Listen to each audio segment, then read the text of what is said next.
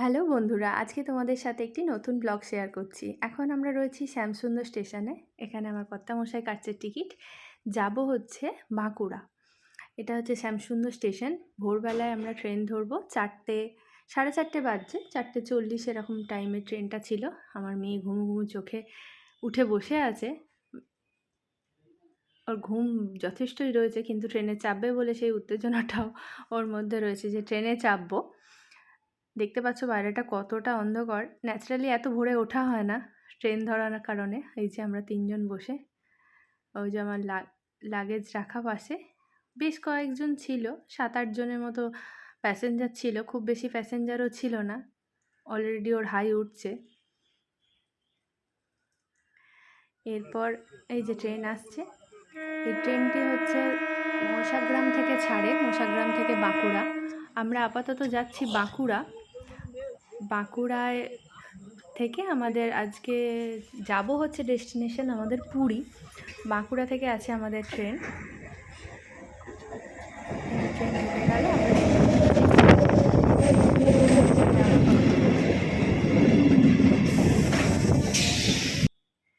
এই যে ট্রেনে উঠে গেছি। মেয়ে দেখছিলে নিচেই হাই তুলছিল ট্রেনে ওঠার আগেই, ও উঠেই ঘুমিয়ে গেছে। এই যে আমরা উঠে গেছি। ট্রেনটা মোটামুটি ফাঁকাই ছিল, এত ভোরে কেই বা যাবে। তারপরে নিয়ে নিলাম 1 কাপ লিকার চা। তারপর বাঁকুড়া স্টেশন থেকে নেমে আমরা বাঁকুড়া থেকে ভুবনেশ্বর যাওয়ার ট্রেনে চাপবো। আমাদের ট্রেনের টিকিট ছিল তেজস রাজধানীর ট্রেনে। এই ট্রেনটা ঢুকছে। ওখান থেকে আমরা নামবো ভুবনেশ্বরে, দেন ভুবনেশ্বর থেকে আমরা পুরী যাব।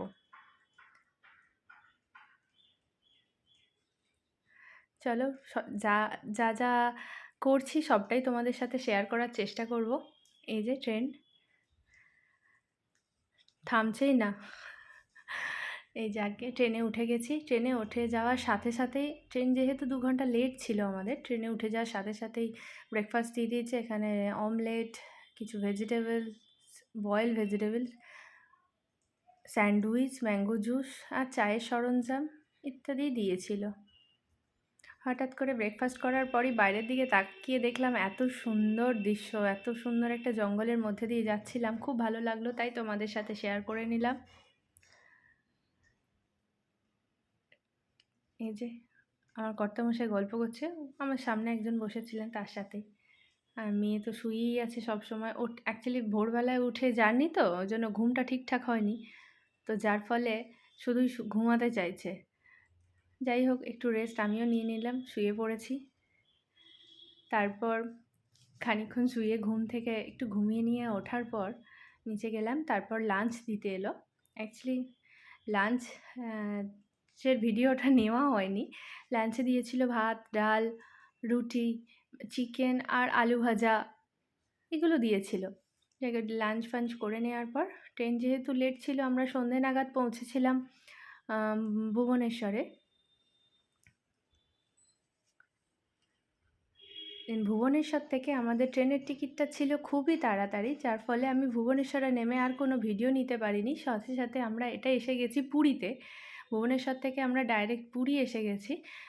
ট্রেনটা এত তাড়াতাড়ি ছিল, খুব ছুটে ট্রেনটা ধরতে হয়েছিল, ওই জন্য ওখানে আর ভিডিও নেওয়া সম্ভব হয়নি। তারপর পুরীতে এসেই সোজা চলে গেলাম সমুদ্রের ধারে। লাগেজগুলো রেখেই আমরা এসে গেছি সমুদ্রের ধারে। সমুদ্রের ধারে একটু হাওয়া খেয়ে নিলাম। ব্যাস, আজকের মতো ব্লগটা এই পর্যন্তই। দেন কালকের ব্লগটা পরে শেয়ার